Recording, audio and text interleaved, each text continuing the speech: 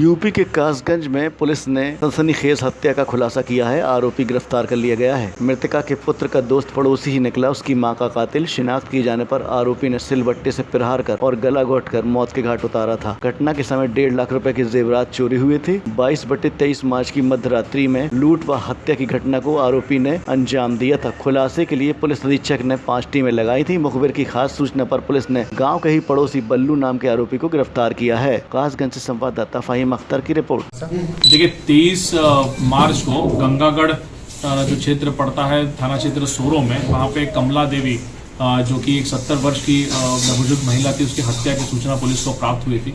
मौका मुआयना बड़े ही सलीके से किया गया। वहाँ पे डॉग स्क्वाड और फील्ड यूनिट को भी भेजा गया था। पूरे सारे साक्ष्य और एविडेंसेस, फिंगरप्रिंट इत्यादि कलेक्शन न करने के बाद ये ज्ञात न हुआ कि एक इन्हीं के घर का जो लड़का है जितेंद्र, उसका दोस्त बबलू पराशर इसमें इन्वॉल्व है। उसको पुलिस ने गिरफ्तार न किया। गिरफ्तार करने के बाद उसने अपना जुर्म जो है वो इकबाल उसने किया।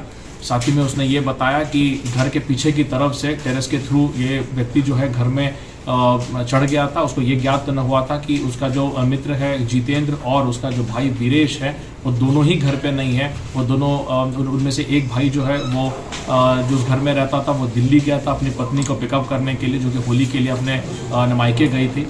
इसी का फायदा उठाते हुए बुजुर्ग महिला को घर में अकेला पाते हुए लूट की घटना को कारित करने के उद्देश्य से यह व्यक्ति जो है वो अंदर चढ़ा था। उसने कुछ जेवरात लगभग जिसकी कीमत 1.5 से 2 लाख रुपए थी उसको इसने वहां से लूट लिया था। साथ ही में महिला की पत्थर मार के सिर में हत्या न कर दी थी।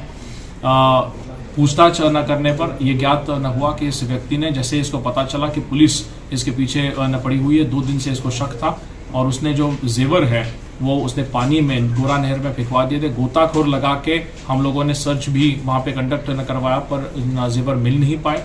खून से सने हुए इसके कपड़े जो है वो हम लोगों को उसी के बगल में खेत से न प्राप्त जो है वो हुए हैं।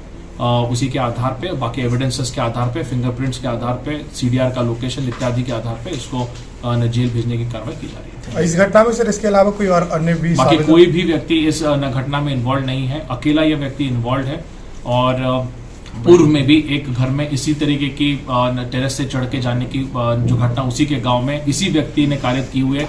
ये बात हम लोगों को बाद में संज्ञान में भी आई थी। तो इसी तरीके का इसका इतिहास जो है वो कहाँ का निवासी है? बिल्कुल उसी जो महिला है उन्हीं के घर के बगल में रहते हैं।